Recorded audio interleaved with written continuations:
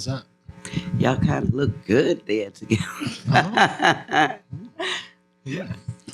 Gonna get some rumors started. Okay. Let me get rid of my phone. All right. Should I kick us off? I think you should. And make sure Karen gets an excellent introduction here. And Karen, you're our first real guest. Wow. No pressure. Wow. And you're it. I'm excited about being the first guest here today. You're setting the tone. You're raising the bar, as you do. Thank you. All right. So Ashley, give us a little intro. Tell us who we have here today. All right. So welcome to the Good Standing podcast today. And we're really excited to have our first guest, Karen Dawn Blondel.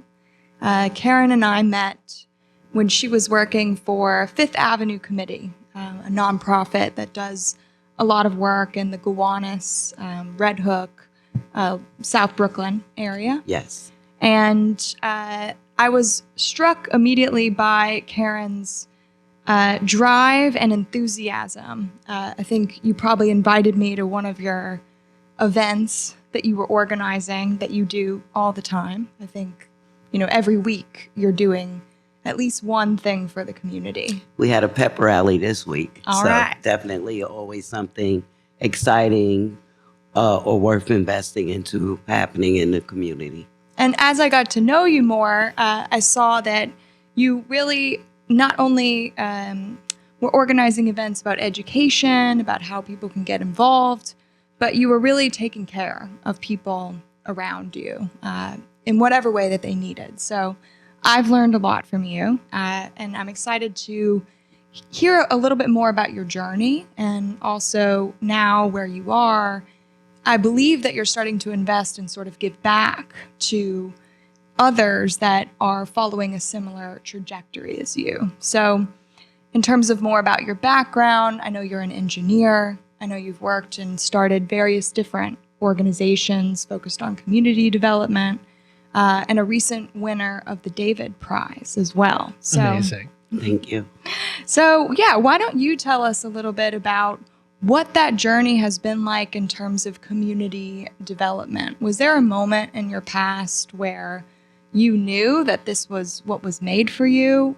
Was there a moment as an engineer where you realized that without the community involved, we couldn't really tackle our big issues? But tell us about some of your insights and realizations that set you on this path. Sure. So I started my journey in the Red Hook houses when I turned 19. I had a mom who was severely affected by multiple sclerosis, and she died suddenly when I was 15. And so I was living with a paternal aunt. I found out about Job Corps. I thought it was college. So I jumped on the first plane to Ogden, Utah. Wow. And what I really liked about the Job Corps experience was I was 17. It was a way for me to go and find a vocation for myself. At the time, I wanted to be a carpenter and be away from home, but still have some supervision and some kind of perimeters around myself. So I went to Job Corps, and when I got there, I was not excited about the food. What did they have to offer over there? What were you presented with when you got there? Yeah, so I walk into the canteen area or the food shop, and they're stirring this bucket of eggs. Ooh. And I'm not really an egg fan to begin with. Oh, all right. But I'm like, what is that? And they're like, that's your breakfast. They're just churning the eggs. Yeah, and I'm like, that's not my breakfast because my eggs come in shells, So I immediately decided I wanted to be a cook instead of a carpenter. And I became a commercial cook and caterer. Oh, wow. We served about 2,000 other young people on that particular site daily. And it was really a great experience. I was still not settled at 17 because at 17, you're still kind of all over the place. Yeah. And I got my GED and I got out of Utah and came back to New York. Subsequently, I took the test to go into the U.S. Navy, and I scored the highest for the Coney Island region at the time. Wow. But I was also pregnant with my first child. Wow. And back then, you had to actually give the child up in order to pursue a career with the military. Oh, wow. And since my mother was deceased, I was like, I'm not giving my baby up. And so my plans were diverted to public housing. So I found myself 19, going on 20, with a 15-month-old in my first apartment in the Red Hook houses. And I completely hated it at first. It was very industrial, the area. Most of the businesses had already moved out. And where in the suburbs, the lights come on when you pass the house. In the urban setting, the lights go off when you pass the house. So it was like, I got to get out of here. And that's how I felt for quite some time. But then I got to know the people. And I realized that I could help change the mindset of my community by becoming engaged civically. And that's where my start came from. So I spent a lot of years in Red Hook, trying out, conversating, talking about different things, experiencing a lot of injustices, including the fact that subsequently I moved on the first floor in the houses, in the Red Hook houses, and this stuff that looked like coal tar would come up out my bathtub Oh, man. on a regular basis. And I was like, I can't, put my body submerged in that because I don't know what this stuff is coming up. Mm-hmm. So I used to keep a boyfriend in New Jersey because he had a blue tub. Yeah, the nice tub, just He had a ready to nice go. tub. He was a nice guy. But it started bothering me. I said, why can't we get repairs? Why are the services designed to never solve the problem? Mm-hmm. And I became one of the first members of AmeriCorps, which was a national, almost like a Peace Corps, but national, that was kicked off in the Red Hook houses back in the 90s. And I just took to civic engagement from there. Very cool. Mm-hmm. What do you know about AmeriCorps? I know that it's a program for connecting people to different opportunities that usually involves some sort of, community improvement, but also involves workforce training. Yes, it does. Mm-hmm. And I think that's something you and I have talked a lot about, that the availability and the impact of these workforce training programs, which sounds like have been really core to your experience. Yes, it was. And have you found today in New York City access to workforce training? Is there a lack of programs? Is there an abundance of programs? Is there a problem with knowing about the programs? What needs to be improved in terms of workforce development from your perspective? So from my perspective, and this is just speaking as a public housing president of the Resident Association at this point, but from my perspective, New York City Housing Authorities has campuses across the boroughs. And there's enough space on each of these campuses or in proximity to campuses that are clustered to create mini Job Corps centers. The residents should be able to be given a chance to learn vocational training, since the city, specifically New York City Housing Authority, relies very heavily on skilled trades. They rely heavily on carpenters. They rely heavily on plasterers, electricians. And so because New York City was hit by Hurricane Sandy, and we got a lot of our mechanical and our electrical components, which were already antiquated, but they're not useful anymore. We need to create some type of ready workforce that when the next event happens, whether it's fires and smoke or a surge from a hurricane, we already have people in place across the city who can be easily activated through something like good standing. Ooh, love that. Good segue, Karen. I have a quick question, though. You said initially you wanted to be a carpenter. Good to be handy, but maybe a personal reason, or what were the reasons for wanting to be a carpenter, as you said earlier? Why that specifically? So I don't know if it was specific to carpentry, but I think it was leading up to wanting to be an engineer. And it kind of all was related to me at that time as a 17-year-old. I wanted to be able to build things and to be able to earn a decent living. I don't feel like we do a good service to young people by actually explaining to them, based on what a person's desires are, what's out there. Some people just want to retire in 20 years. That is their goal.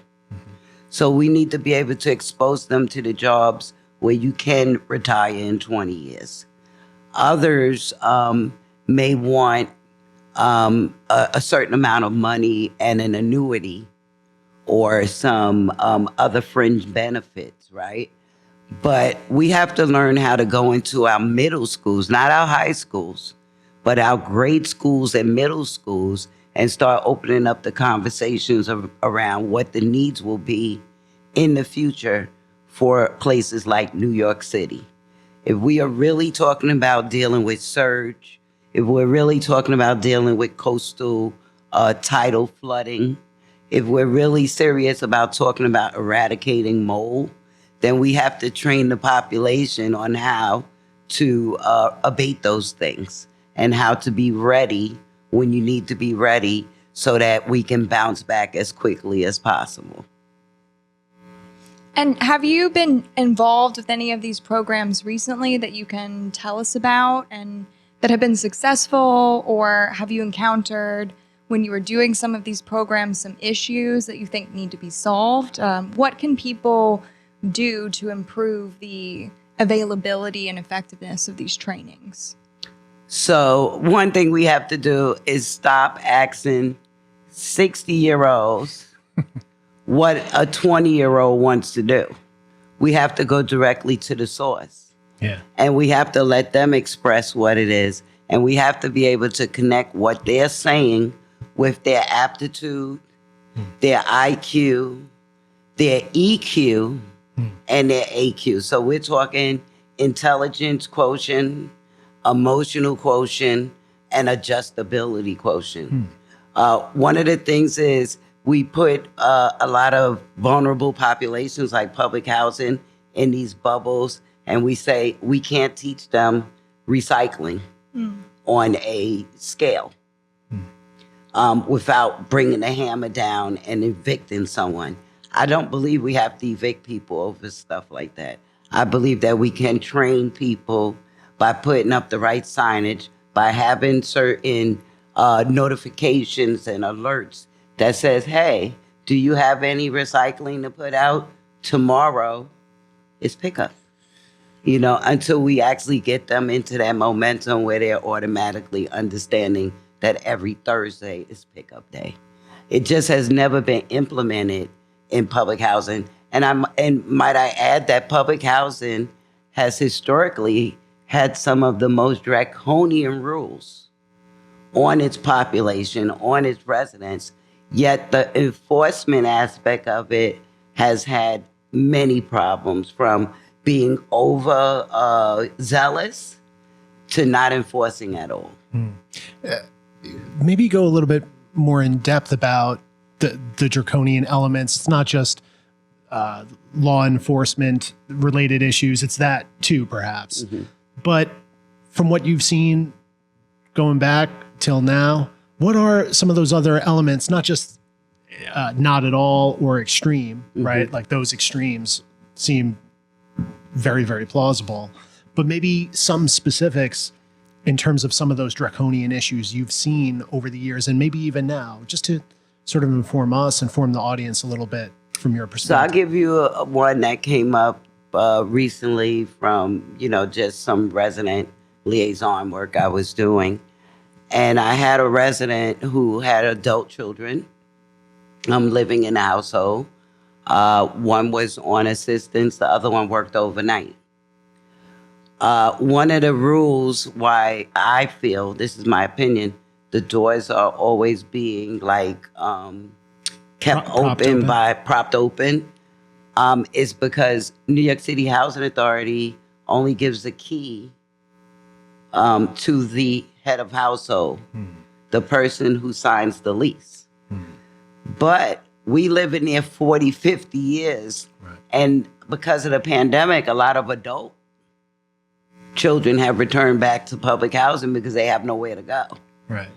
And so to ask for a key, it's at the discretion of your manager or your management office. When I feel like if that person is paying their 30% of gross income towards the rent, just like the head of household is, what is this back and forward about a key? Yeah. Mm-hmm. Yeah. When I say draconian, I'm talking stuff like that really just keeps us disorientated because we constantly have to stop for what's called chicanery. Yeah. You know, and I learned that word from a woman named Joyce, chicanery, you know.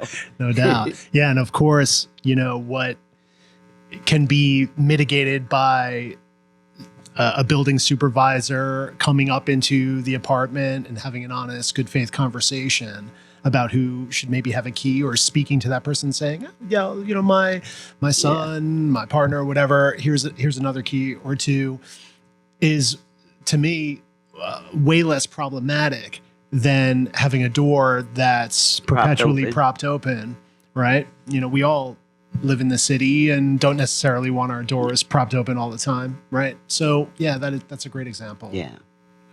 I'll add a second one. One of the things that I've had to wrestle with in my lifetime is when I returned from Job Corps and I was called for public housing, I was assigned or told I had an apartment at the Red Hook houses. I wasn't going to turn it down as an orphan. Mm-hmm. I needed a stable place for me and my son. Mm-hmm. And so I came to the Red Hook houses, and just over time, I saw that every time I would meet the mark of getting off of public assistance, being able to pay the ceiling rent, the process and the policy would change. Mm-hmm. Now, the ceiling rent is not enough. We need you to pay 30% of your gross income, not net, gross. 30% of your gross income up to 80% of fair market rate in New York City. And during that time, the market rate, I don't know what it looks like in other states now because a lot has changed. Mm-hmm. But New York City's fair market rate and AMI was not in line with the other states. It was much higher. Yeah. So right. That meant that, and then I got there too. Yeah. You know, maybe not by myself, but because my adult son returned to the lease, I did the right thing. I put him on. I didn't try to hide an income. And the next thing I know, I'm looking at possibly being over income for public housing, and you didn't fix anything. Mm. Right. Like, those are draconian rules to me. And in that economic model, it seems like it would make it difficult for someone to save, especially if they wanted to save for a down payment on a home. And so is that something that's ever been addressed within the system? Have you? Yes. Funny you should say that. It is addressed in the system. So for public housing residents, HUD, Housing and Urban Development, does set aside first home owners' mortgages for public housing residents. You don't often hear about it in New York City because we tend to play with language. You know, a house versus an apartment or a co-op or a condo. Mm-hmm. Listen, if they'll pay the mortgage, I will take a co-op. I will take an apartment. It's still the ownership process, the equity that I'm really looking for, especially because we know historically the Great Black Migration took a track from Florida, Georgia, Virginia, straight up to New York City, where not only Blacks feel safe, but people from around the world have consistently came to New York because they felt safe in the autonomy of a million people living in a city, you know, and I get that. Yeah. I get it. There is a safety in numbers, but we still have to create a balance. Karen, I have just a quick question going back to what you said about young people speaking openly to what they might be interested in doing professionally, and then maybe folks from an older generation speaking with them. And one of the three things you spoke about in terms of aptitude, you spoke to general intelligence, emotional intelligence, and then the last one was adjustability. Yes. Can you tell us a little bit more about what that means, adjustability? Obviously, I can sort of look into that, but I don't think I've heard that particularly. Yeah, it's something that I talk about. It's having the ability to adjust. We're in a changing world. There are a lot of things that are changing. I never thought 5-10 years ago I would ever be alive through a global pandemic. You know, there's been various things happening across the world, around the world, that you wouldn't imagine. Sometimes I say I'm glad, you know, some of my elders didn't have to go through this because they were already, you know, sickly or elderly, and you don't want them to have to suffer through, you know, all of these different crises and modes that we go through. So adjustability is being able to put on like a whole armor, basically, so that, but it has to be flexible enough for movement. Like, I'm not going to sit here and say, I can give you a perfect example of adjustability. When the Obama administration started the RAD, Rental Assistance Demonstration Program, where they were talking about giving developers 99-year leases to fix and manage public housing, I was 1 billion% against it. The policy, the way they roll things out, normally any rollout of a new program is going to have glitches in it. Yeah. And it takes a while to work out the wrinkles. No doubt. You know, and so though I hated it, if I hate something, I'm about making a change. Whereas other people I just hate it and that's it. So what's your plan? Right. I don't care. I don't have a plan. I just hate it. And passive that's it. hating. Yeah. And so I'm more of an idea person, a creative. When I don't like something, I'm trying to figure out how do I change it so that it's digestible.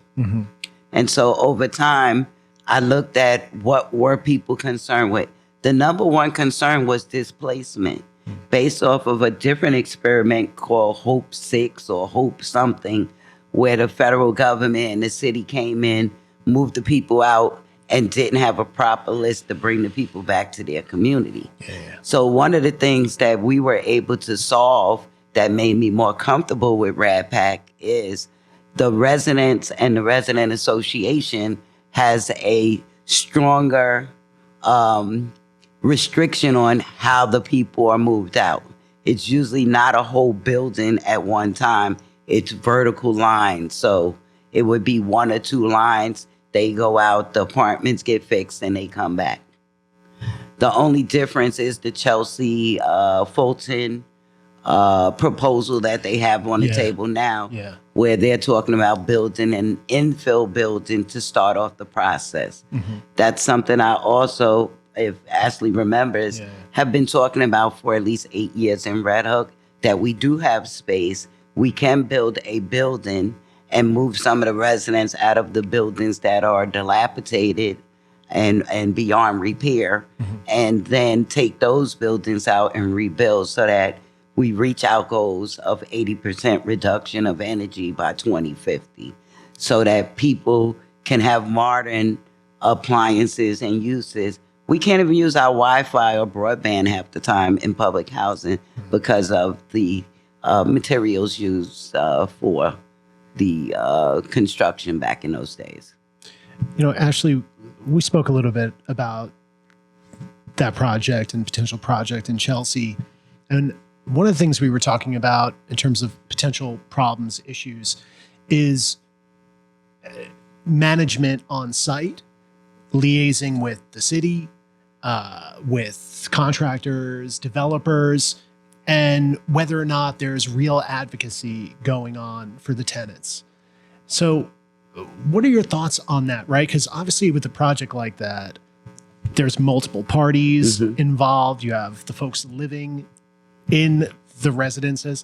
So what are some potential issues with those tenants having a realistic advocate to make sure that if they are displaced, and let's say temporarily, that they do find their way back, or they're even housed responsibly in the interim? So what's your perspective on that, perhaps from what you've seen with that particular project? And then also, that's an old story too, right? It's been going on for a long time. So maybe looking at that project, tell us, do the residents have legitimate advocates on the ground? Obviously a lot of the work you're doing is in Red Hook, but those skills and your attention applicable across the city and probably across the country, maybe across the world in terms of your expertise. But tell us about that. Do residents have a real advocate on the ground connected to the specific location? Well, one thing I would say to residents is you have to save yourself. And when it's something really important, the majority of the residents will try to do the research themselves. What piece of advice I would give them is each household gets their own lease. Make sure it's in the lease that you're coming back to your same apartment. You know what I'm saying? I mean, everything in the United States is contractual. Should there be, or would they be able to have stronger advocates? I believe so, but you also have to take a step towards it before people actually, are able to help you. And when it seems like chaos as opposed to progress, because I did go up there a couple of times. I saw people as far as London up there against the project. Wow. I believe that we have to be stronger advocates inside of our resident associations, because you are the first defense for the residents. And while I host meetings, I haven't got to a point where I could do something like what we're doing here today. I would love to have podcasts of the meetings, or at least the majority of what's being said in the meetings and the lessons, so that you can go at your own leisure. I was asked a question last night about, we had a big town hall and it was 98% white and very little blacks there. And people think that all you have to do is go fly and talk to the blacks and they'll show up. That's not necessarily true. It depends on the conversation. It depends on the time of day. And it also depends on the dynamics in the community. So blacks still carry the scar of being lynched, of being in mobs where they were out organized or outnumbered. And I think that for some of these processes, we do have to have separate meetings, because it may take me to be more visual or artistic. I've used Legos to teach, air rights. I didn't understand the air rights. Wow. And I literally said to an executive one day, you built a little I said, go Lego get some city? Legos, and I want you to put down how many stories tall the building is now. And then you explain to me the air rights with a different color Lego. That's amazing. And she did it. And I got it. So I actually changed my mind about air rights because of that visual. And so sometimes when people are not as literate or academic, as their the rest of the community. Right. What winds up happening is you can't put them in the same learning space because they're learning through different mediums. Right. And they start feeling like nobody's going to tell you I can't read. They're not going to say it. They're just going to like catch an attitude, or if it's something that's over their head in regards to engineering, even though it could affect the whole, site where they live, the initial reaction is to just blow it off because I don't understand it, so I don't want to hear it. Right. I was just thinking not only the sort of Lego experiment to illustrate what air rights are, but I was just thinking, let's say you hire an architect, let's say with the Chelsea situation, to do a miniature model of the sort of future building. And I'm sure they did. Yeah, but where it's is the that? audience? Yeah. It's the audience. It's who shows up, and then what happens. I believe one of the things was the Chelsea process started before the pandemic. Mm-hmm. And I believe that at first it wasn't going to be a rebuild. But then when they did the cost analysis, they realized that, and the government even says that, there was a rule that if a public housing apartment needs more than, let's say, $185,000 to bring it back to wholeness, you should do a Section 18 disposition and rebuild. Wow. I wonder, how much things cost these days, if that number is almost obsolete to some degree. And maybe that's why things come under contention in terms of rebuild versus renovate. And then, what I was saying about the model earlier is that model is probably in somebody's, lobby in their architecture firm. It's and then also, if you're not in those conversations, why might you be completely informed? So, Ashley, what are your thoughts currently?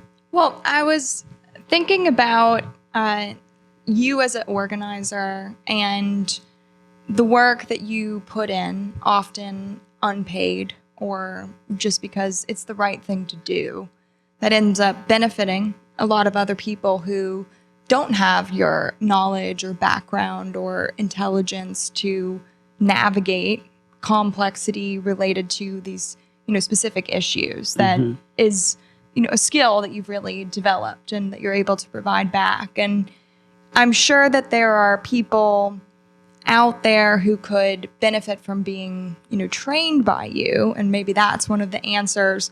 But before going to that, I'm just thinking about the burden that I see often held by people who are so overworked, and there's not a lot of funding available for that advocacy work, right? Like the developers have a budget of their firm that they can rely upon. So let's just say they don't even have the contract yet, but at least they have paid individuals who can advocate and negotiate on their behalf.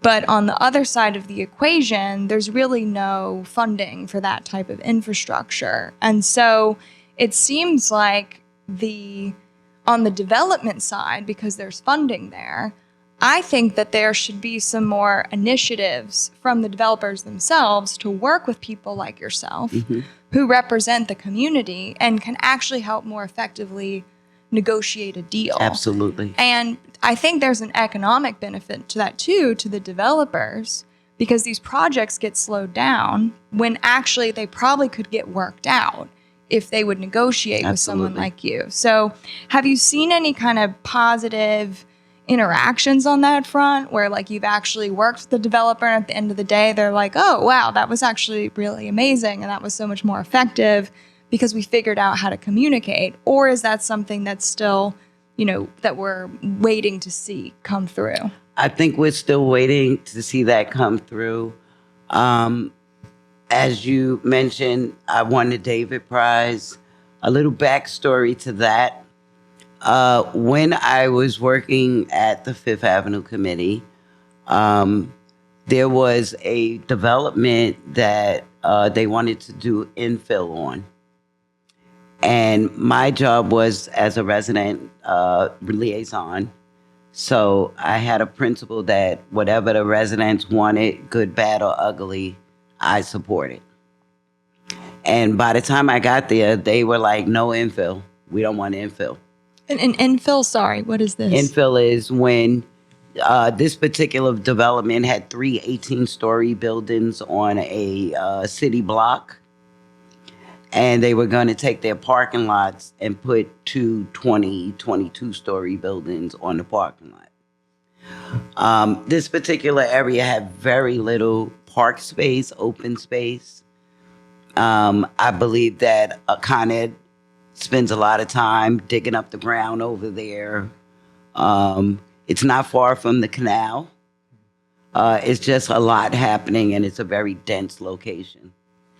And so just looking at that location, I didn't think it was a good idea either to put infill there. Whereas maybe the planners were thinking about the return per square foot as opposed to the actual community. And so I was wearing signs around my neck. No rad, no pack, no infill. Anybody could look it up because I'm on screen with those big signs. We'll find that. Yeah. Or you could send us that photo. Oh, and I also did no punami. So not tsunami, but if we were talking about the canal. Yes, and yes. There was one time where like a quarter inch of rain caused the satellites in outer space to pick up poo cascading down the canal. Wow. So we were negotiating, the repairs of the canal. Uh-huh. And I literally got everybody to put on poo hats, including the neighborhood dogs Nice. for Halloween. Nice, yeah. So no punami. Feel But you. like when you think about bringing other people into a dense area and a public housing campus, you also have to think about the conditions in the public housing campus that already exist. The rezoning in Gowanus was happening yards away from 2 major public housing campuses, yet they weren't included in any of the benefits from a city-sponsored rezone. And so it was important to elevate and uplift their voice, even though they were saying no rad and no pack, and I agree with them at the time. Fast forward, I applied for the David Prize, and as a finalist, that's when I found out that the actual people who were awarding me the David Prize were the people who were going to put the infill inside of Wyckoff Gardens. And so there was a local paper in Red Hook. When that person found out that I had won the prize, he was immediately like, I hope Karen, this isn't a bribe because Karen wants to develop Red Hook. But if you check all of my conversations, all of my growth over the last 10, 12 years in regards to the work that I've been doing, it's been consistent, and I have a right to change my mind.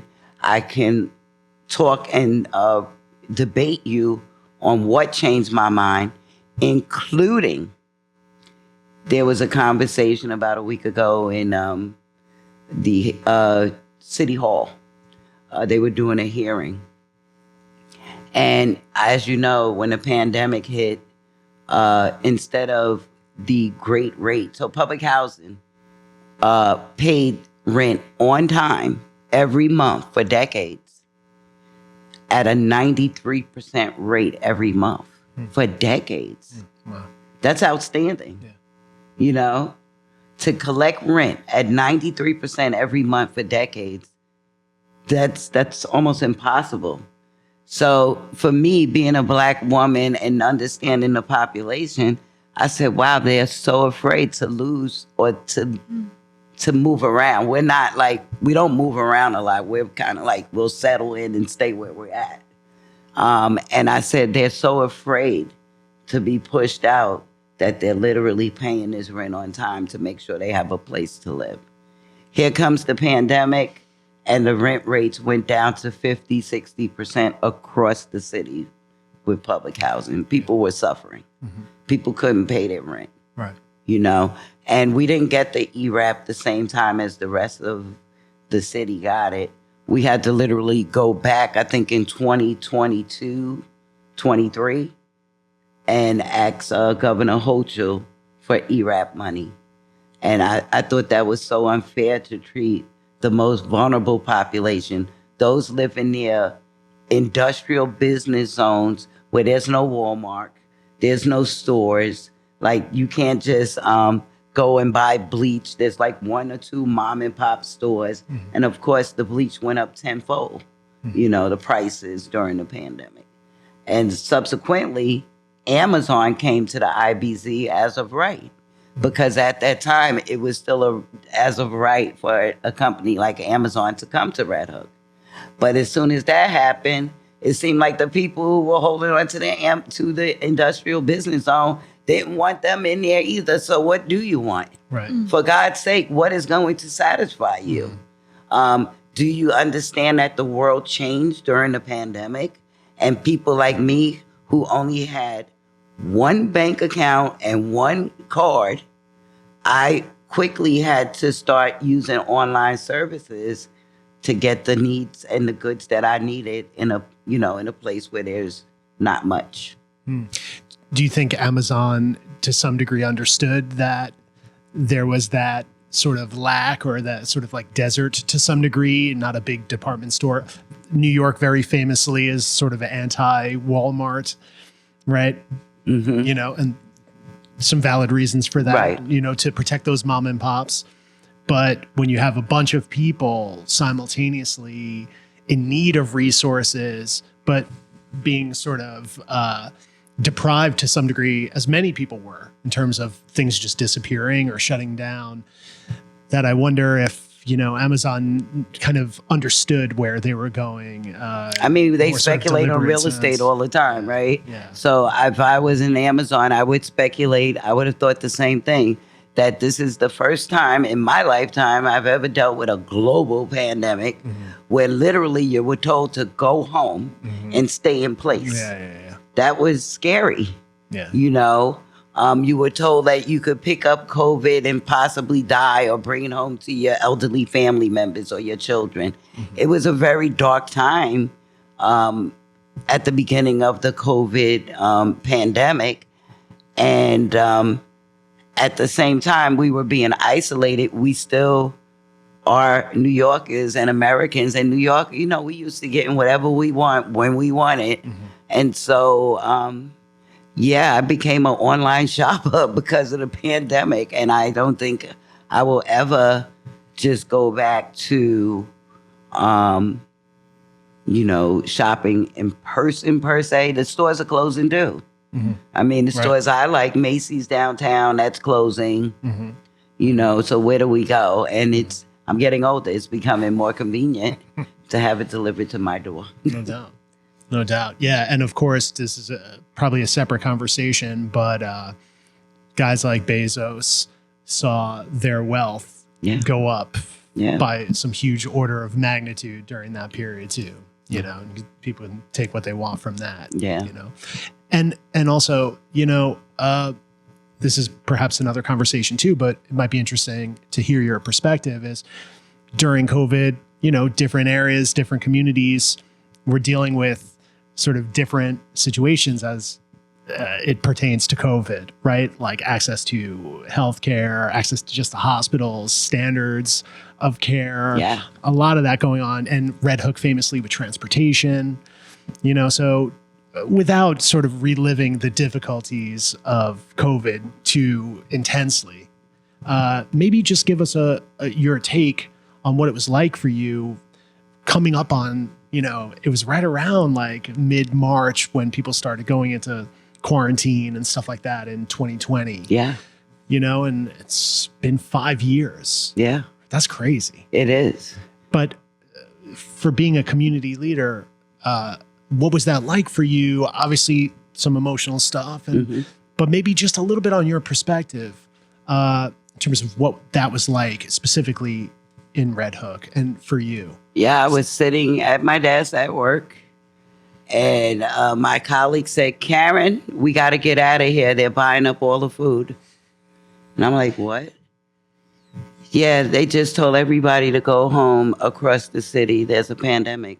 Well, we knew, we had heard a little talk about, some virus coming from overseas and whatever. But it just suddenly, like in the middle of the afternoon, somebody just said, everything's getting shut down. We have to run to the store because they're buying up all the food. Why were they buying up all the toilet paper too? What was that about? That just seemed a little bit like, just relax a little. Like nobody needs that much toilet paper. All right, anyway, sorry. All right, so they're buying up all the food. And I'm standing there like this because actually it wasn't payday yet. I was supposed to get paid like 2-3 days later. And I really wanted to ask the person, could you lend me a few bucks then? But what happened was, actually, when I got home, I had a check in the mail. So I was like, look at God. You know what I'm saying? I have something. Mm-hmm. And I bought up stuff, too. I had a lot of anxiety the first few days. I thought we were all going to die. I was just like everybody else. Well, the hell, if we're going to die, I'm not paying no damn rent. That's for sure. You know what I'm saying? Yeah. And like, I just felt abandoned, afraid, mm-hmm. and helpless for a couple of days. Mm-hmm. And then I jumped up because I realized I always loved living on the first floor, mm-hmm. until the pandemic. Mm. When the pandemic hit and people were coming outside, I noticed every cough, every spit. Oh, man.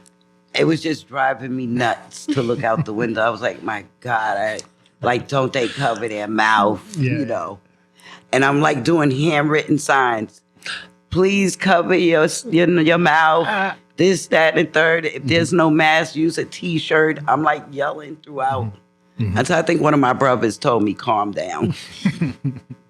And now I'm sitting there and I see essential work going on. Mm-hmm. I see the liquor store still open, mm-hmm. but I'm in place. And remember, Ashley knows me. I do something for the community probably every week, mm-hmm. and sometimes multiple times in a week back then. Mm-hmm. So I was on like 1,000. And I had to shut down to 0. Wow. And so that was a little emotional, EQ, mm-hmm. Adjustment that mm-hmm. needs to happen to bring those emotions down as an organizer. Yeah. And I was sitting there in April, and I really felt probably at my lowest that particular day. Hmm. And I remember sometimes I have this weirdness about me. If I get to a certain state, I might grab a book or something and then randomly let it open. Mm-hmm. And this book happened to be my father's Quran. Oh, wow. I don't know what made me grab it, but when I opened it to like a random page? A random page. It started talking about fruit and herbs and healing. Mm. Nice. So I was like, Mm-hmm. And I closed it, right? And then I look at my email, and I have an email. Karen, can you help to distribute 10,000 pineapples? Whoa. That's not what I thought you were going to say. 10,000 pineapples. Might have been 20. It was 10 or 20. All right. Well, I mean, still, and that's a lot of pineapples. Pineapples. All right. Yes. Nice. Now, don't ask me how I thought I could do this because I haven't been out my house. I'm afraid to go out. The only time I'm running out is like early in the morning before anybody's up, mm-hmm. to walk my dog, mm-hmm. and to like breathe easy in Coffee Park. Mm-hmm. And then I'm back in the house when everybody else is out. You know what I'm saying? Yeah. Just looking through the window, And so I was like, yeah, I can do it. I had no idea I was going to do it. But I'm also connected to something called Bococa. So it's our Buy Nothing site that covers Red Hook, Borum Hill, Carroll Gardens, and it's one of the most beautiful, humane sites I've ever experienced. Interesting. It's where people have things that are still useful that they want to give to someone else for free. I got like 2 to 3 karaoke machines over the last 8 years. Wow, you're doing a lot of karaoke. I had got like a I got like a countertop dishwasher. Oh, nice. It just like was different things that I was able to get from them. That's great. So when I got this offer for the pineapples, I went onto my social media sites and I said, hey, does anybody want 1 pineapple, 2 pineapples, a cart of pineapples? We got pineapple. How about a truck of pineapples? Just hit me up in the messenger and I'll tell you where to go. And then I called the Red Hook Container Terminal and I said, when I tell you, bring a pallet out to the front. And so I said, listen, okay, this person wants a truck. This one wants a couple of carload. And I would be like, bring the pallet to the front of the Port Authority site. I never saw what happened because I'm in my living room the whole time. But the people in the street, they saw it. And it created this love and this moment that I think was very needed because we were all in such a dark place by April 2020. Yeah. The pandemic hit March 20th. Yeah. Or March 16th. And so by April, we're a month in, I thought like, okay, they're just going to quarantine us for 2 weeks and we'll be back to normal. We started realizing we're not just going back to normal here. The sirens every night. And so I started saying, hey, the properties of pineapples can help with respiratory and this and this. Well, the people started taking pictures. They would take a pineapple, put a mask on it, sunglasses, and sit it on a beach. Nice. They would create rice bowls. Somebody made liquor out of the pineapple. Nice. And this was just various people across the community who were able to enjoy this moment of togetherness. We're still here. We're all together by these pineapples. I love that. And maybe I shouldn't ask this question, but where did these pineapples come from? Did I miss that part? So Red Hook has a container terminal. Red Hook was a working port. And most work is now over in New Jersey where they get the international containers of food and different things. Red Hook is a small closet or utility closet type operation compared to what goes on in New Jersey. Right. But I also remember when Hurricane Sandy hit, the media and the weather people said, if that hurricane would have been a couple of miles, not even much, just a little more to your north or south, it would have damaged Hunts Point, where our food is delivered to the city of New York. Oh, wow. So our food may come from New Jersey for the most part, Right. or from Pennsylvania or wherever it's coming from now. But it goes to Hunts Point first before it's brought back down to, places like Red Hook. And so I knew the container terminal. I've been in Red Hook for over 40 years. I've known them for at least 15. But we really got into this work because of the pandemic and the fact that they had all of this food that the restaurants were closed. Right. Right. What do you want the food to go to the landfill? That's right. And so I was able to distribute it to Marines. The food went as far as Far Rockaway, Coney Island. It went to all of the organizations in Red Hook. It went to Gowanus and Whitecourt. And it became something that I've been doing several times a year through the donations of the Red Hook Container Terminal. Amazing. Did you know about the Red Hook Container Terminal? I knew a little bit about it. Yeah, and they're trying to bring the marine terminal there now. Yeah, they too. want to. They want to modernize, and the operator wants to get a long-term lease. He's only been able to get short-term leases because they still haven't decided how they're going to maintain and operate that particular site. And and that could be difficult. But when I think about how in 3 days' time, if there was something to happen to Hunts Point, within 3 days, we would have a food crisis across New York City. That's my reason for wanting to keep the utility closet near my kitchen. Thank you for all that. We just learned what the 3 biggest ports are in America. And one of them is Newark, Yep. New Jersey. One is Long Beach, California. And the other is where we were, Savannah, Georgia. Wow. Yeah. Wow. So Newark is, out of the 3, what was Newark? Like The biggest. that was the biggest? Not Long Beach? I think Newark. Newark? All right. Wow. But yes, a lot coming into Newark. So pretty amazing. All right. So, and I hope I'm not hijacking all these questions, Ashley. So you're making your way through, and the pineapple, you really brought me there with the pineapple. It's so much fun, so much joy.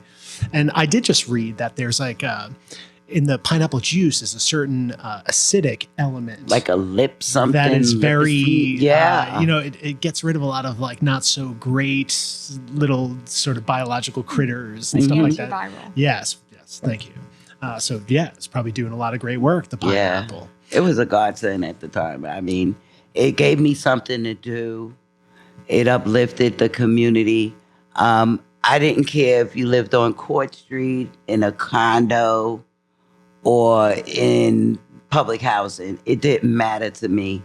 Everybody could have a pineapple.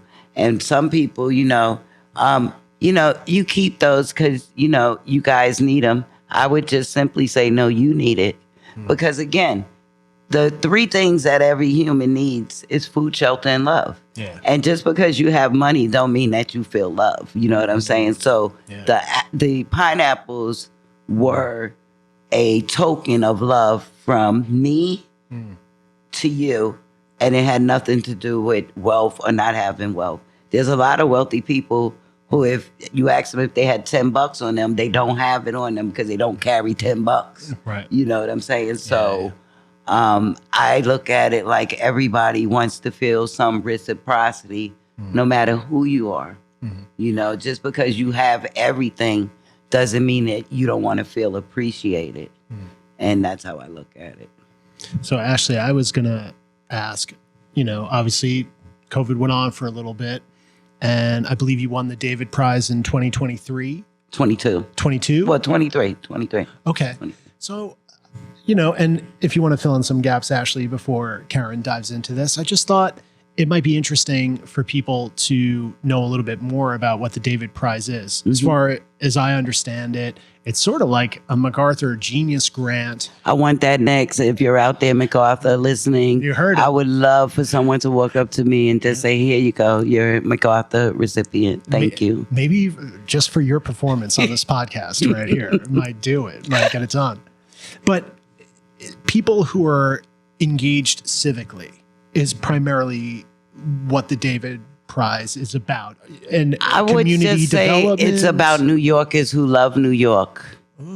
It's just New Yorkers who love New York, who have an idea. It doesn't even have to be an idea that's on paper yet, that's fully brought to fruition. It's just you have an idea that could make New York a better place. That's all. And what I really loved about the folks that give the David Prize, one is Jed Walentis, like, I find that a beautiful thing to have someone of wealth who still found a way to connect to ordinary people and hear what their aspirations and dreams are. I know there's that one side of cynical people that say, yeah, you tell him his idea, he'll steal them all. But what about the benefit side of how many people are being touched and reached by the David Prize? How many lives are being uplifted?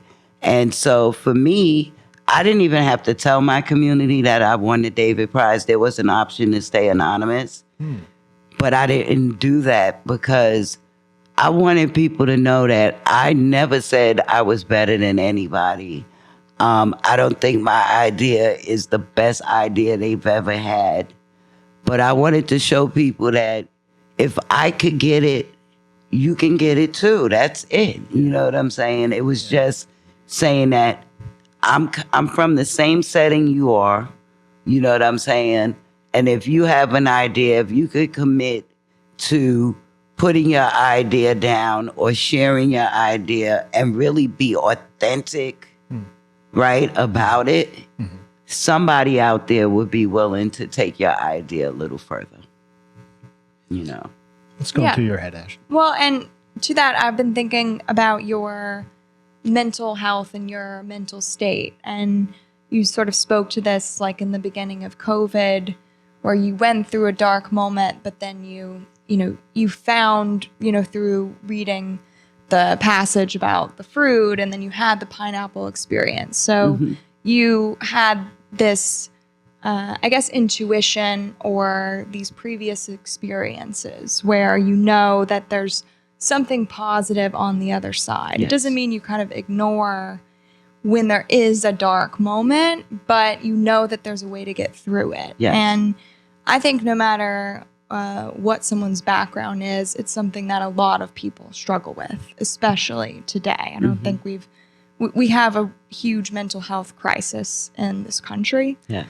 And I see that that's often in the way of people finding a path forward for themselves. It's really about their own capacity to believe that that's possible, which is what you're speaking to with wanting to share that. So I'd love to hear you speak to that for yourself. How did you cultivate that attitude and that practice? And also, how do you see that being something that could be shared with more people, particularly in your community, but also, maybe talking generally about where America is in this current moment? I believe that my personality type is I have a personality that when things bother me, I kind of compartmentize it or tuck it away.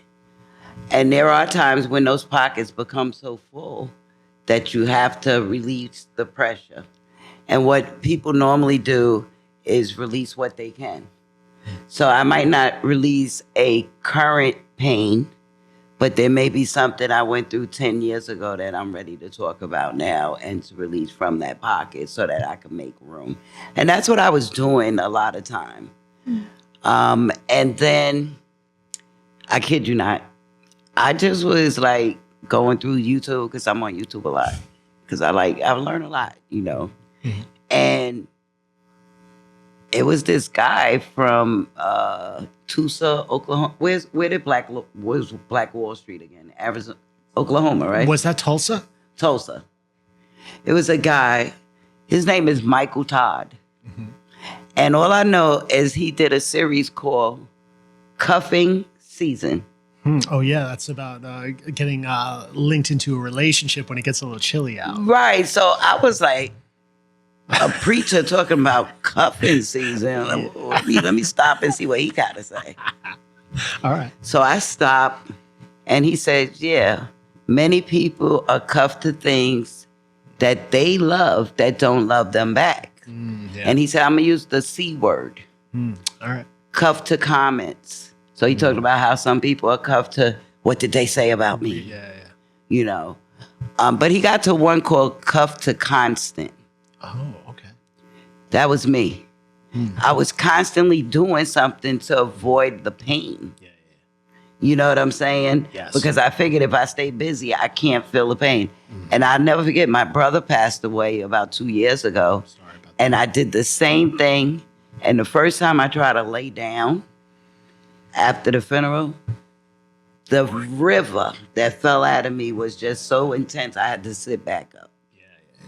And so I started really listening to what can I do to uncuff from constant. It's already there. You have to take a break. You have to force yourself to take a break. I think that when we live this urban life And the city is open 24 hours a day, 7 days a week, which we love. Yeah. But you still have to find the room to shut it down. Right. And if that's why people have Sabbaths on Fridays until the next day, then to me, that's a good practice that we should be following for our mental health. Yeah. The other thing is sabbaticals. There has to be a time where you take yourself, and I was a Harvard Loeb Fellow before I became a David Prize winner. Oh, wow. So I was allowed to go to Harvard as a researcher for a year. Everything was paid for. I met some amazing professors over at the GSD. I've had some really deep conversations. I was able to take my narrow view of what was happening in public housing and give it a global look at favelas and informal settlements, and why people do like to stay in those type of arrangements, because there is a level of informal economics that goes on in poor communities that sustains them. Mm-hmm. And so just being able to see that a little bigger, like I felt like I really went to Harvard, not to take 8 classes, just to say I went to Harvard and I took 8 classes. Mm-hmm. I took 2 classes and all I did was rest. So it was like a year sabbatical. Nice. And I think that just me stopping and hearing this guy talk practically about some of the things that are cuffing us, Yeah. and then being able to apply some time for myself is really making a difference in how I'm able to mature as I am moving deep into my leadership role. Wow. How does that look in your day to day? Hopefully, this is a little relaxing for you here. Hopefully, this. Oh, it isn't is, and too it much. smells good here too. Nice. I wish that was smell-o-vision, but it's not. There's a little Smells good scratch here. and sniff. But yeah, when you're in Brooklyn, wherever, like, you know, a lot of people talk about like the doom scroll. Like, I like YouTube too, but I know like if I'm watching things that are like so just silly or have nothing to do with anything, that maybe I should put it down and chill. Like at some point, the barrels run Yes. dry, right? Yes. People talk about like doom scrolling, which is usually like a sort of unconscious / conscious distraction from life's anxieties Yes. and things, right? It's a big problem. Yes. So how do you find that peace? Sometimes maybe going to the park, or what are some other things that you like to do that give you a little chill? I do take time to myself. I still cook. Oh yes. So I love cooking. I do cook most of the meals for the meetings that I facilitate. Mm-hmm. And if I'm not cooking, we're going to buy some really good catering, because I believe that the fuel you put into your system is what's going to take care of you for your lifetime. And no, I don't eat perfectly, and I also smoke, but I don't have to do everything bad. I could, start where I can. And so diet is something that's always been important to me. As we have all of this flooding and fires and landslides, I'm just thinking it's just a tad bit safer to learn how to cook your own food so that you know what you're actually putting in your body. And there's always a extra ingredient when you cook, at least it should be, and that's called love. Love that. That's where the love comes in. Yeah. And so I'm not going to spend time cooking a meal for my community and then hand the serving utensil over to somebody who's going to treat them mean when they show up for the oxtails, rice and peas, and plantain, Right. It's a whole experience in regards to how I look at my organizing. And I want to make sure that everybody is in the place that they need to be in, doing what they do best. If you're not a person who speaks, you may not want to be the secretary, because I'm going to call on you to read the minutes and to explain things and to do things that require that you stand in front and speak. No doubt. Yeah. Well, I just want to pause for a second and say, Karen, you've given us a lot of your time, so we'll probably like turn that last corner soon. You've been so amazing, and I could ask you a lot of questions. I kind of want to know a little bit about Coney Island. Can I come back every other week? Yes, you can. You can keep us updated. There's a lot to talk about. Yeah. I want to hit you with just a couple things kind of quick. You mentioned eggs aren't your thing. And, churning eggs sounds like that's not my thing either. But egg cartons, the price has become such a hot button issue. It's become like a political MacGuffin. I don't know if you know that term. It's just a thing, Yeah. And, part of that is eggs have this,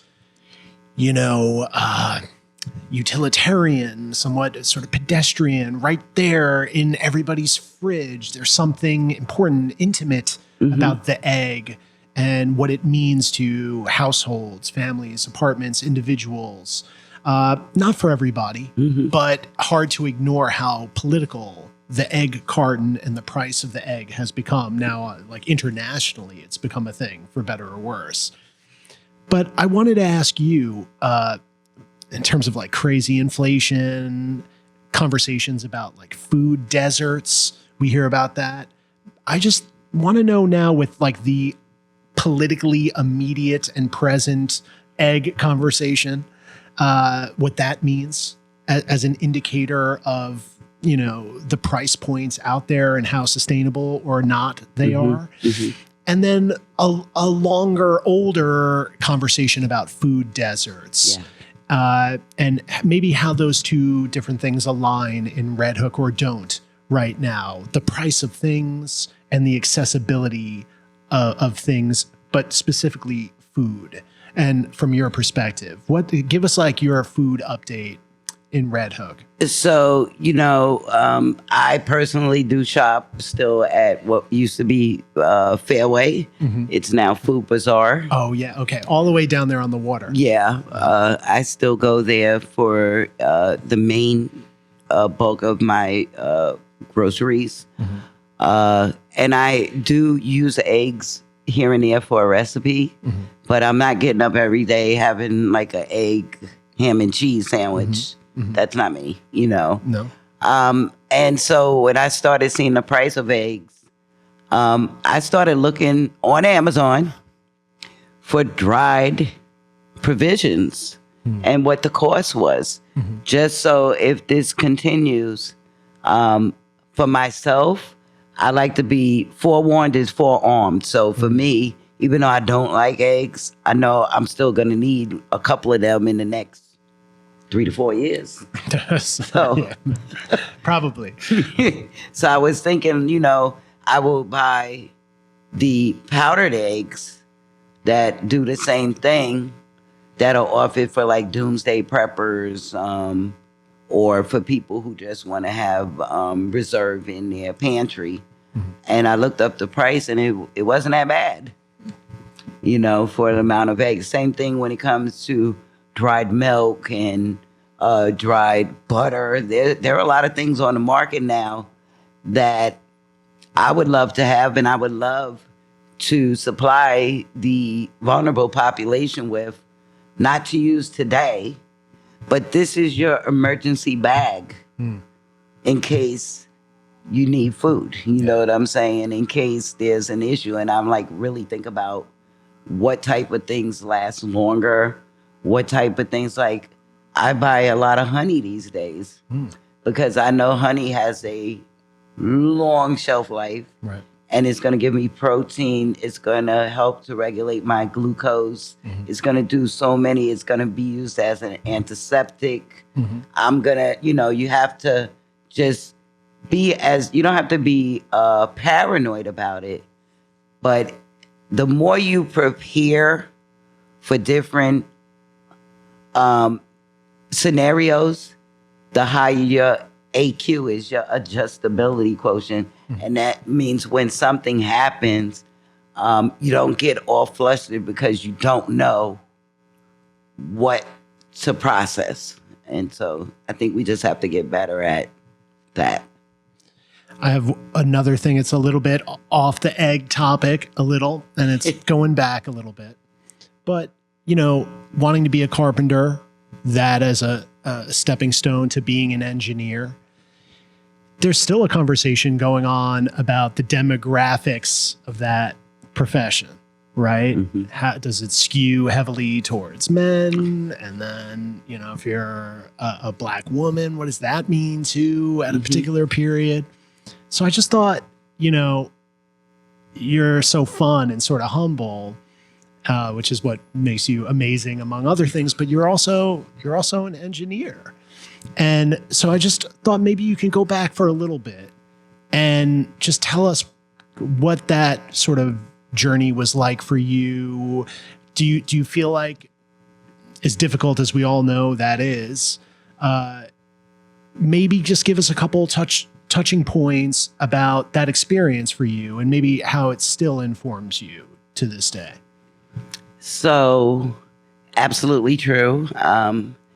Being a female in the trades, it started, well, first of all, I was with a operating engineer for about 14 years.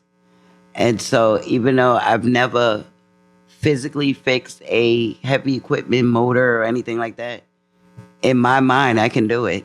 In my ear, I know the sound of a good motor versus when something's happened, because I was around somebody who was so passionate and loved his work and was in that field for so long that I had no choice but to learn some of this stuff because it's right there in your face. And so becoming an engineer, I'm actually an engineer assistant. Okay. But becoming that and like going out and doing local law 11 inspections with my engineer and things like that in the developments, let's say Brevoort projects, and I'm out there, I'm on the roof, I'm using devices, I'm using prisms and totaling stations. And let's say I would come down and for a break.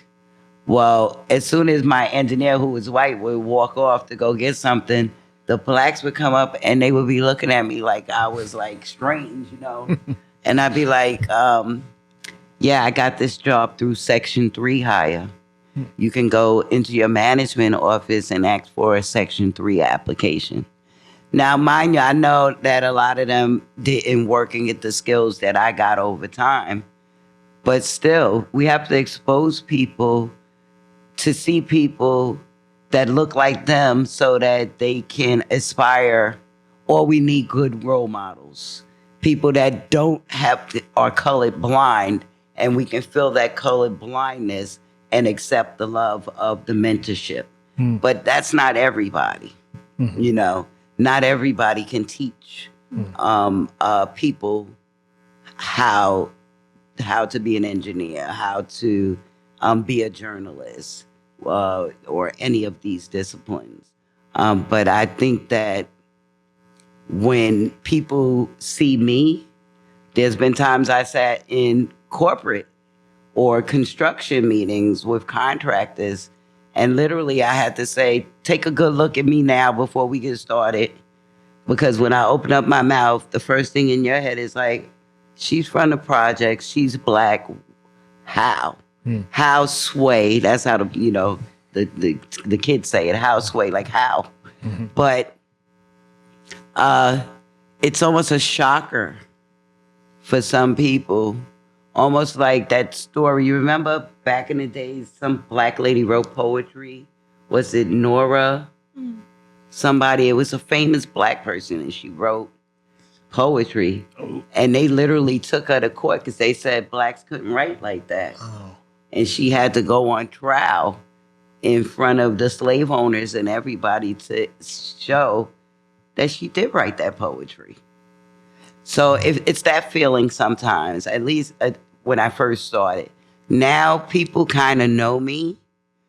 And so I don't get it as bad as I used to, because I'm trying to still do my work, but not be front stage.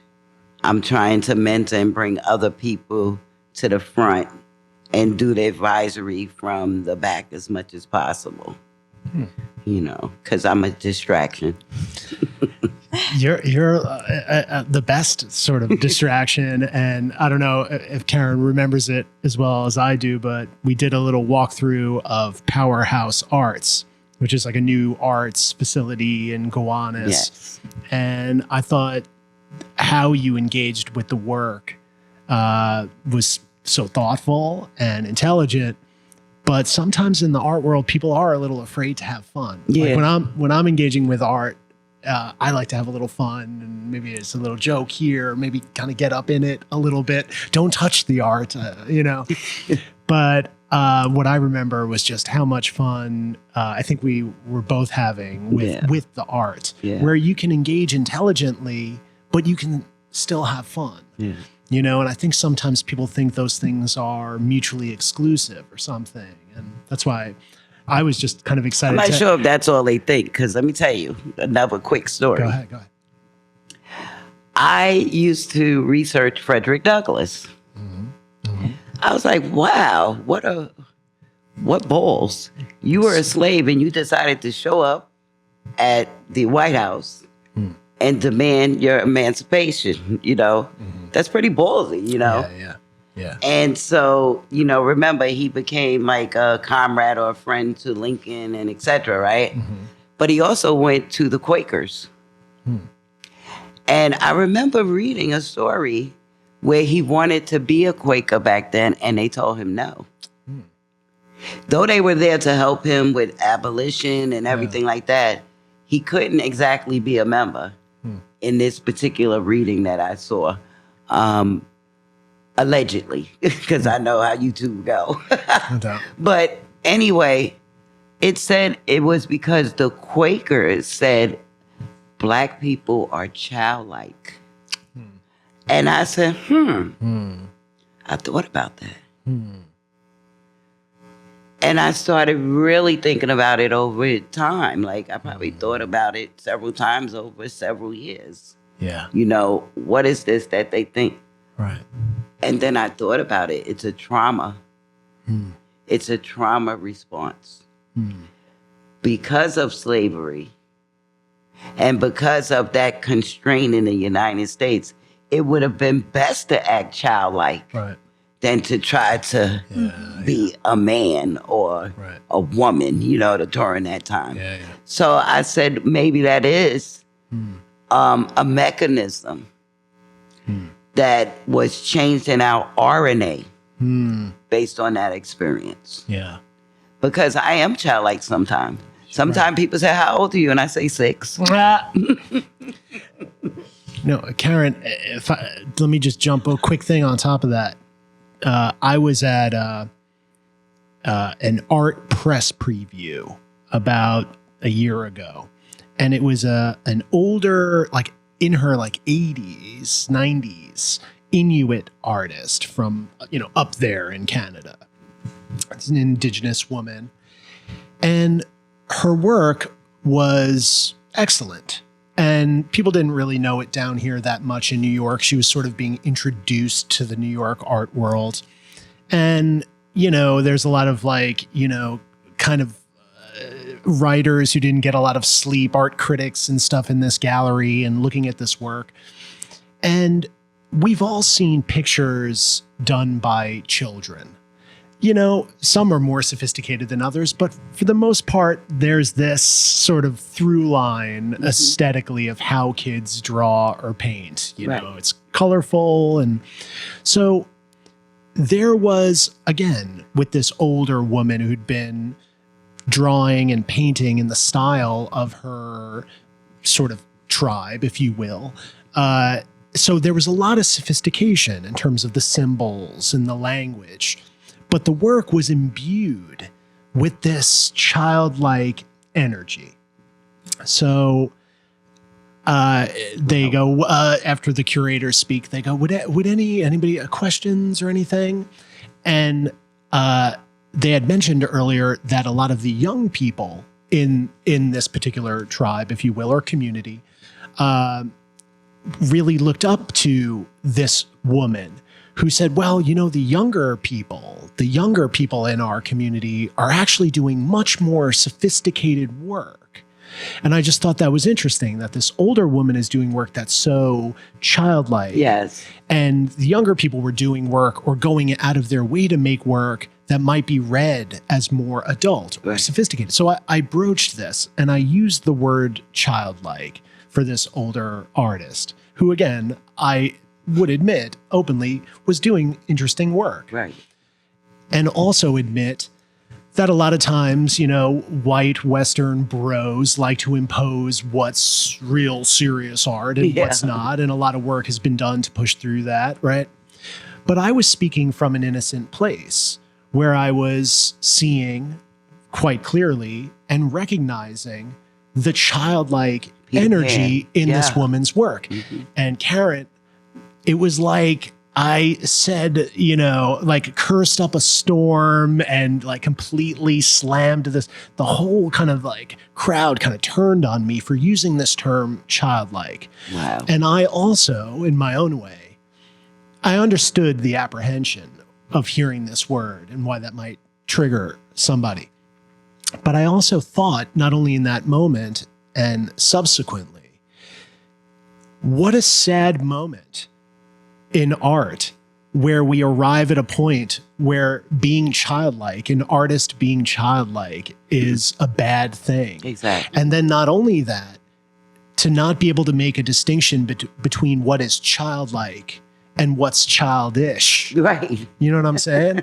I was like, childish, I could maybe see you jumping on me, but childlike, that's kind of why we're all here. Exactly. So I just want to throw back at you. I love that. Childlike, not Yeah, always. there's an innocence, even though there's a something naivety in that childlike that I feel I want to keep that part of myself where I'm still a free spirit to be 21 or 61. Mm-hmm. Age is defined by what? How many revolutions around the sun? Mm-hmm. I don't think that's the only measure of age. My brain is probably thousands of years old. You know what I'm saying? Mm-hmm. My heart, maybe even millions. Mm-hmm. I don't know. My love might supersede my intellect. Mm-hmm. I don't know. Mm-hmm. But there's no age to being, Ashley, what are you thinking for the amazing Karen, who's been the most amazing first guest for us today? I do have one more question. Sure. You touched on informal economics, and it's actually something we talked about in our first episode about some of my past research, especially on the ground in Africa. And I don't know if we've ever formally talked about my observations there, but it seems to be very similar to what you were, formally learning at Harvard, but probably have been informally diagnosing or learning about yourself. Mm-hmm. So could you speak a little bit about your realizations at Harvard and how you were kind of connecting your own experience to wider fields of study about that? Yeah. So I don't think it was formal. I think it was the group of Envelope Fellows that I lived with. So we had a house. And of course, I had the best room, first floor, And we would meet and we would have these conversations. One was from Johannesburg. Someone else was from Nigeria. Maybe someone else's parents were from India. So, it's the global pandemic. We're still there. There's still a lot of restrictions.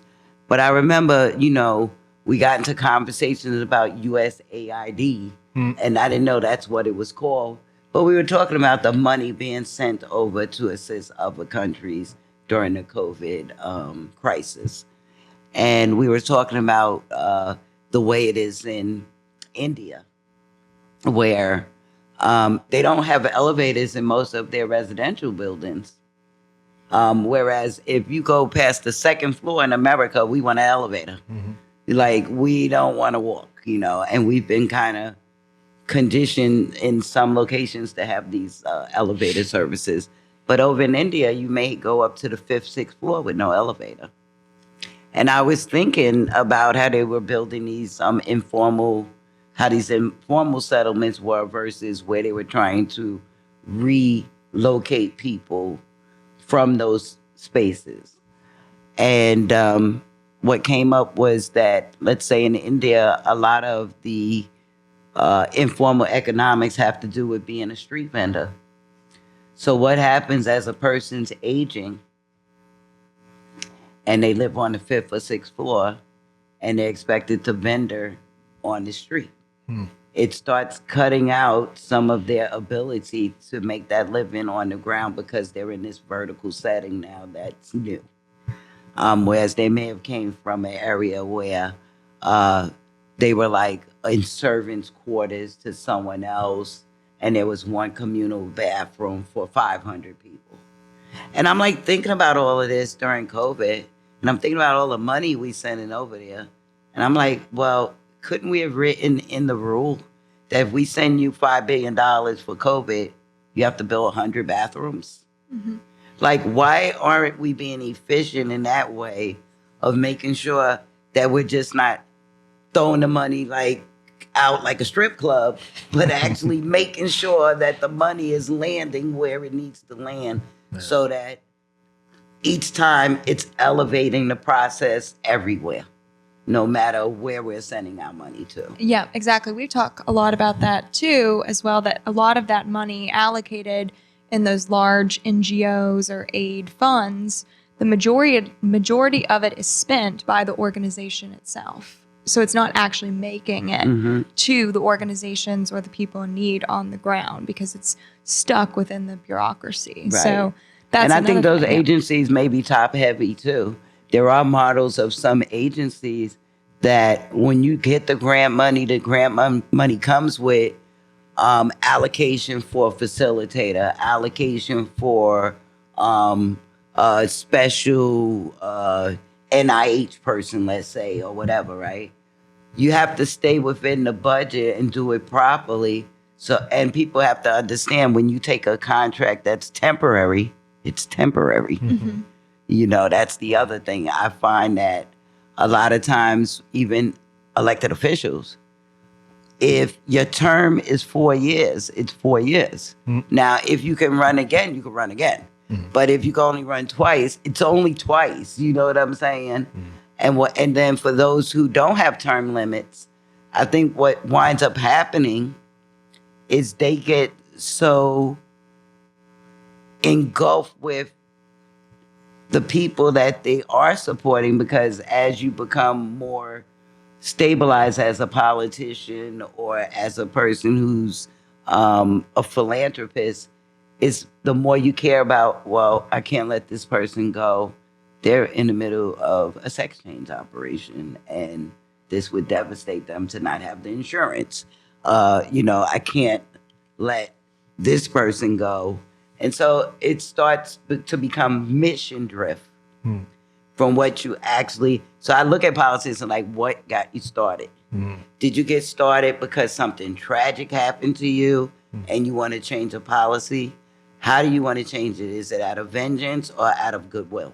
Like, I have to ask all of those questions or keep my eye on you, because, again, we as humans can be both malevolent and good and bad. Mm-hmm. So it's just something we have to keep a controlled eye on. And then just one more question, bringing it back, because you said something really interesting, that people in certain environments maybe don't leave those environments. So whether that's public housing or these informal settlements, because of the informal economics that are, and you didn't say this part, but I think that's what I want you to speak to. But my observation is that there's a sustainability of those informal economics. Absolutely, they don't want it to change. Yeah, I thought about it. Like when I found out that in Nigeria, one of the practices is to steal oil from the pipeline. And when you look at their informal settlements, they all use those diesel light towers. They don't have street lights and sanitation like we do here in the city. Yeah. They don't have those municipal services. It's a bunch of 10 city setups with corrugated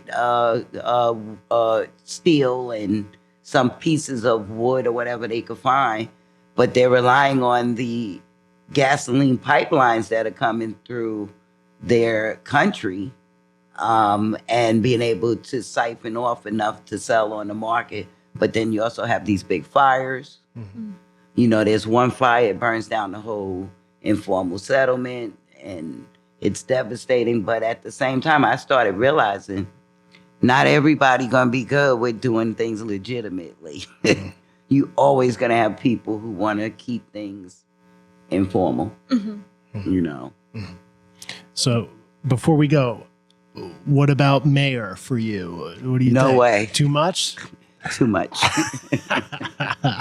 And what do you think? You think the city is going to, at that level, move into some different hands? You kind of like what's going on? You know, anything to say with that? What might be coming down the pipeline with the mayoral thing? Not on the mayoral yet, because I'm not in June mentally yet. I'm listening, and I see that there's a lot of people in the race. I was trying to listen to a webinar they had last night, but unfortunately I was in another meeting, and I could not be in two places at one time. And so that's not the priority, because I have something else that I have to help to decide in April. So I do compartmentize some of my stuff until I get past this, then I can focus on that. And Will you be the mayor of this podcast? I'm hoping to be the mayor of this podcast and of that Good Standing All right. app. Well, I think before you go, you brought Joyce here. Yes.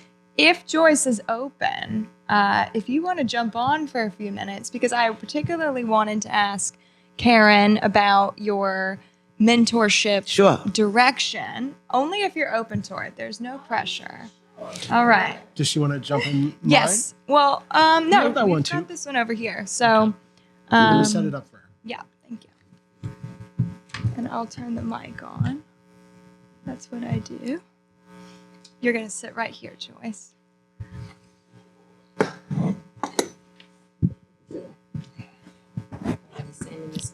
Yeah, exactly. That's so cute, right? We can scooch it back too if it's. to tell Ashley, like, this plant's cute. No, she's like, it's not. Leave her alone.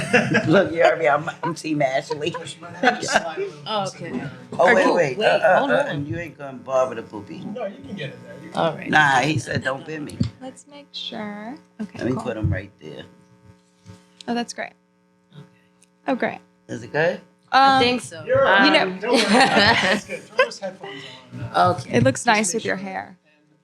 Speak into the microphone. Yeah, bring the mic closer to you. And I could glide And you can over point a it little down, Joyce. All right. You can take the mic like Just don't this. be in my face.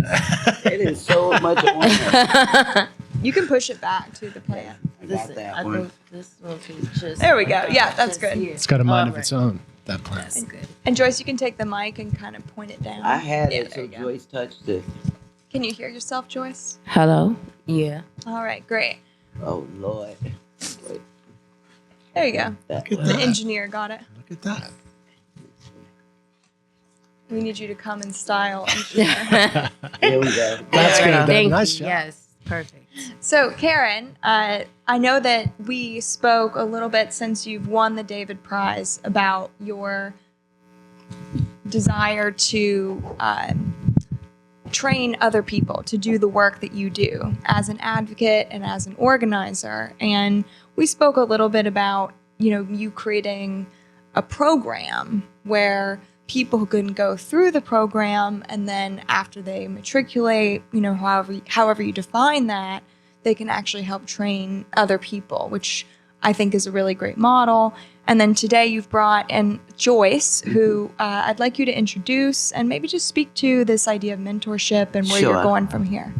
So Joyce Bethia is a resident in Red Hook, and I met Joyce and I saw myself in Joyce, which is rare. I don't normally see myself in people, but Joyce has this energy about her. Maybe her name is Joyce because she brings joy. And she's a joyful person. She's a person who I didn't have to ask for help. She just was constantly offering to help. And so I like a person who takes initiative, who's ambitious, and who can absorb the information that I'm constantly sharing in the community. And it happened to be Joyce. I'll tell you, I think I had COVID before COVID was named. That fall of 19 Like, or early It was 2020, but it was like the January, end of February. January, the beginning of February. I think I did too around there.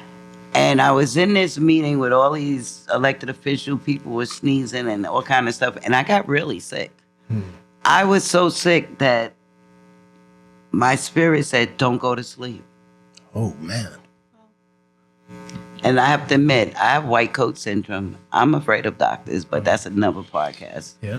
But anyway, I recall I was coughing and so much mucus was coming out of me. But I was literally trying to stay up as much as possible for 2 to 3 days. So I think I was on my second day. And I'm like on the side of the bed. My heart is racing. I'm feeling really weak. And my son said, "Ma, are you all right?" Which he's a Virgo. He doesn't ask that question loosely. No doubt. And all of a sudden I said, "I'm okay." And I went in the bathroom and I looked at myself. I said, "There's no me without you, and there's no you without me. You got to get it together." And then I remember going to Joyce's house, and Joyce pulled out a container of eucalyptus leaves. And she said, "Here, you take this and you boil it and you put your head over the pot and you do these things and you drink some tea." That broke the mucus for me. Nice. And I looked at her as a godsend. I was like, wow, she probably saved my life by helping me with this holistic approach to getting this mucus out of my system. No doubt. And so then I started looking at her children too. And her daughter became valedictorian during 2020? 2021. And then the Amazing. other one was valedictorian 2022. Last year. Congratulations. And I'm like, I need That's people amazing. like her around me because Joyce can absorb all of this information. Everybody needs, every Moses needs an Aaron.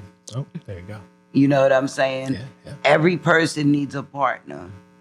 And I'll tell you right now, I'm not the most or the easiest person to work with because I think really fast. And sometimes I forget that I know more than other people know.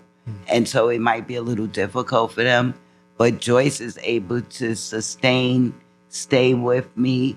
And I believe that I bless her and she blesses me because when we are together, there are a lot of positive things that are happening, not only in her life, but in my life as well. So I'm honored to be mentoring Joyce into the work that I do. I think that she is going to go even further than me when it's her turn. And I just love Joyce. I love you. I love you too. Amazing. Tell us a little bit about maybe how you discover some of those holistic remedies and if you're still down with that, but then also tell us a little bit about Karen and watching Karen maybe develop over the years in terms of how she engages with the community and where you saw yourself jumping in there, or maybe some things you were already doing. It sounds like you were instilling great values in your own children, sounds like. But tell us a little bit about that, some of your holistic stuff, and then seeing Karen and kind of jumping in there. Well, some of my holistic stuff that I had told her about was from my children's father. He was, like a vegan. So he was into the more of the holistic type of healing, like herbs and things like that. So I learned a lot from him. So I took it on. He was a little bit older than me, but I still understood a lot. So I was like, okay. And that's how I told her about it. And as far as her work, I mean, it's amazing,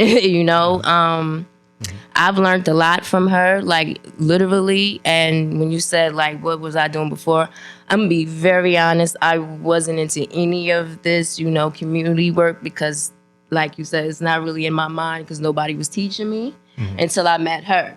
So when I met her, I was like, oh, this seems like, yeah, you're about your community, and you're about your people, you're about doing service, doing a good job. You're not about just, showing face and just, getting recognized. That's not the case for her. She's actually out there doing her job and making sure everybody's getting the service, no matter what it is, who it is, and who it's for. Everybody's going to get something, And I'm so happy, to be honest, that I had moved to Red Hook, because if I never moved to Red Hook, I don't know where I would be without meeting her. So I would like to give a big total thank you for really helping me and guiding me, because at the end of the day, without you, I probably could have went far, but without your guidance, I think, I wouldn't have been where I am right now. I really appreciate you, and I love you too as well. Thank you so much. Amazing. And I actually asked for someone, I asked the universe, I said, can you give me someone that I can share this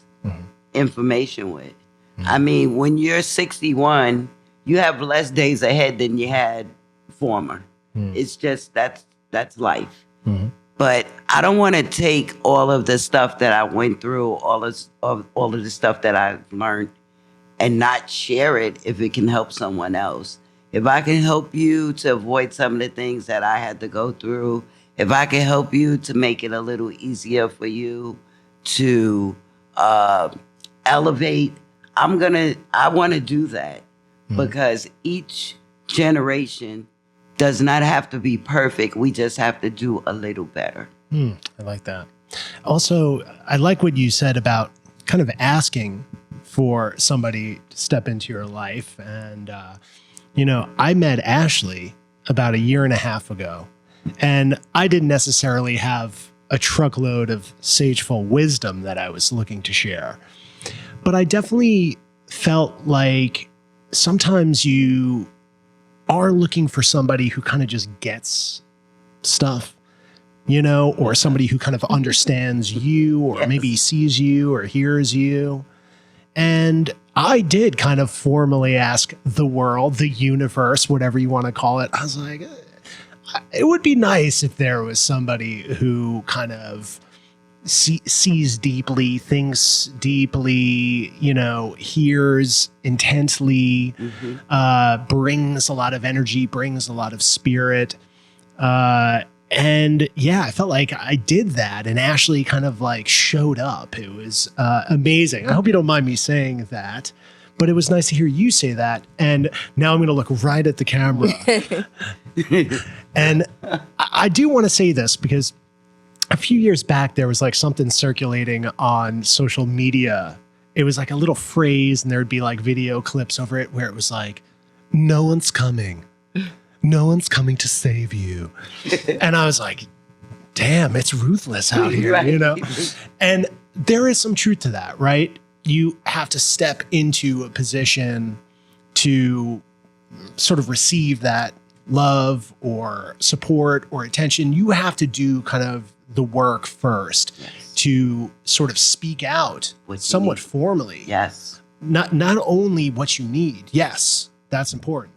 But also that you're ready to do what you need to do to get it. Yes. And to be receptive of it, and that's a big part of this whole thing here, in a way that's universal, which is put yourself in a position, just mentally, spiritually, emotionally first, that says, all right, like you did in the mirror, oh no, it's me, it's you and me right now. Okay, that's important. That's true. And then it's well, is it only me? Does it have to be only me? Despite social media saying nobody's coming, maybe not. That's right. And that's kind of what this platform is. It's do that, take that look in the mirror. That's important. You can't not do that. You gotta get where you gotta be, maybe wherever you were before, to get yourself over to Red Hook or whatever it was, or wherever you needed to be. You have to kind of put yourself in some sort of position, even if it's just mentally, right? Emotionally, psychologically, spiritually, all those things sort of contained in there. But don't let social media deter you necessarily. Don't Exactly. only rely on the Exactly. external. Take it with a grain of salt.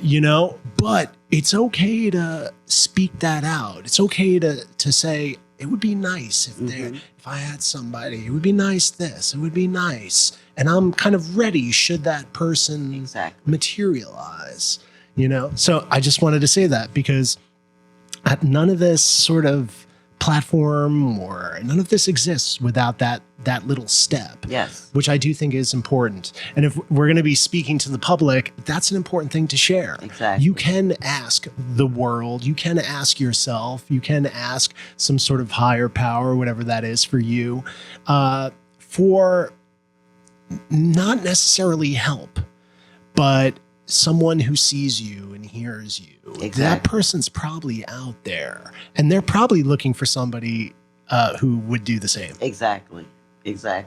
And like when I approached this work, I literally forgot you needed a board. I was so used to doing work by myself, and I had to grow. I had to learn that I wasn't always right. I had to learn that if people can give you 75, 80%, take it. Mm-hmm. Because it's you and your leadership that will boost that last 25, 20% up. I like that. Yeah. You have to be okay with that. Nobody's going to get your vision 100%. It doesn't work like that. But if they can see your vision at least 75% of the way, you should grab that person because you can help them get over that last 25%. Yeah. And so I started really thinking very differently about the work. I'll tell you one other thing. I was always the baby of the bunch. So I was able to throw tantrums. I remember when I was young, I could curse. If you curse, the older people would be like, you hear that foul mouth. They would get mad at you. Yeah. But me, they had a softness for me. So I could get away with it. And I started realizing they care so much about me, they could overlook my idiosyncrasies, those parts about me. And when I asked the universe to send me somebody, I had to relinquish my position as the baby. So the group I was in now looked at Joyce that she's the baby of the group. So you're saying Joyce has a terrible mouth. She's just cursing up a That storm. too. Don't let the face fool you. I'm sorry. Just playing. Yeah. No, she's serious, and I am too. No, I am. And I need all of that energy. Yeah. No doubt. Because rather you have wings that can fly and we can trim them, than you have no wings at all and you never get off the ground. Right. So I love the amount of energy she has, the amount of curiosity, the amount of retention. And I think that, number one, it's a blessing to be around her and sharing this in this season with her. But I see as much success for Joyce as she continues on the path of just growing. I love that. Well, Karen, it's been it's been an honor to do this with you, and it's been a lot of fun, and it's been so wonderful to know you, since I've moved to New York. It really has added a lot to my experience here. So I appreciate you, and I appreciate being able to share that with more people today. And we're excited to more formally work together once this app gets launched, because I know that we have a lot of ideas of things that we want to do. So people can stay tuned for that. And in the meantime, I'd love for you to share any websites or social media, or where you would like people to check in more about your work before we close out today. And Joyce, if you want to do the same. So right now, I'm actually minimizing some of my social media, but I am on TikTok, Instagram. I think I'm Petra0720. I'm not Karen Dawn Blondel, but I am Karen Dawn Blondel on LinkedIn. So I have a business account. I have a social media account where I'm very social, where I might, put up more things that are funny. And I'm also Dawn Blondel on Facebook. So if you want to check me out, you can check me out on Facebook under Dawn Blondel, or on Instagram and TikTok as Petra 0720. And also, what was the last one? LinkedIn, the There you most go. important, the business line. Karen Dawn Blondel. So Thank you. thanks. I'm not doing nothing important too much right now, but in further future notices, who knows, right? It's Joyce Bethay Facebook, same as Instagram, Joyce Bethay, JoyceBethea. Yes. All Well, right. thank you so much. Thank you. Thank you so much for having us. Bye bye.